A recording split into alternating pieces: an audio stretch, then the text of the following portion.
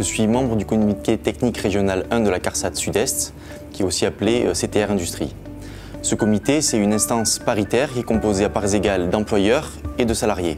Notre rôle, c'est de travailler tous ensemble pour assister le conseil d'administration de la CARSAT pour les questions relatives à la prévention et la tarification des risques professionnels.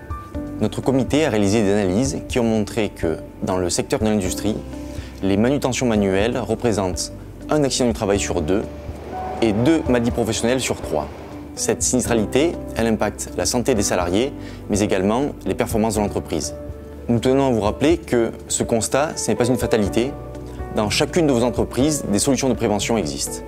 Alors tout d'abord, chez Hydro, la sécurité est partie intégrante de notre stratégie globale, avec l'ambition minimale, très concrète, de ne pas avoir d'événements qui changent la vie, tels que des décès, des amputations ou tout autre accident non réversible, également toute maladie professionnelle.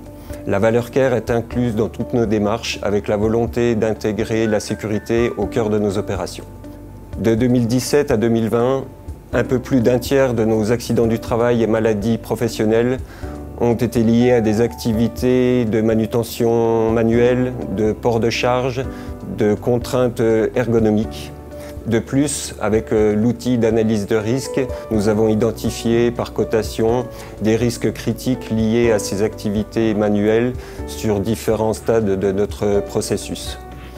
La gestion de l'absentéisme, la gestion du maintien et de retour à l'emploi sont d'autres éléments qui nous ont invités à déployer notre démarche de la prévention des risques liés à ces manutentions manuelles.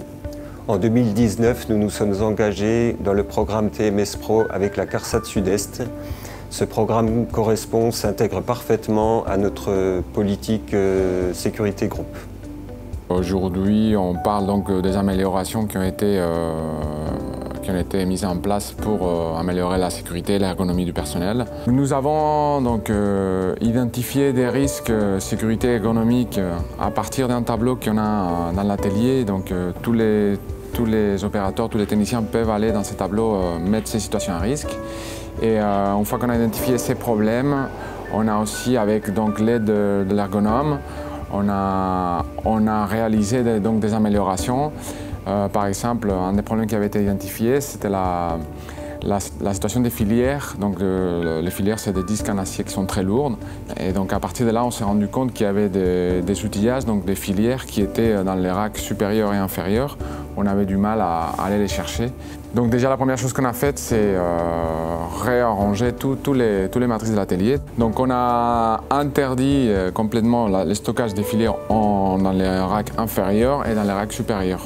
Donc, aujourd'hui, on n'utilise que les racks intermédiaires pour ces opérations-là de manutention. Une autre amélioration qu'on a réalisée, c'est pour les filières les plus grandes, c'est des filières en 400 mm de diamètre. Donc avant, on venait les rouler par terre et on les roulait pour les mettre en montage. Mais les rouler par terre, il y a certains risques parce que la filière elle est lourde, elle a une certaine inertie. Donc la solution qu'on a proposée, c'est utiliser des chariots en acier où on vient placer la filière.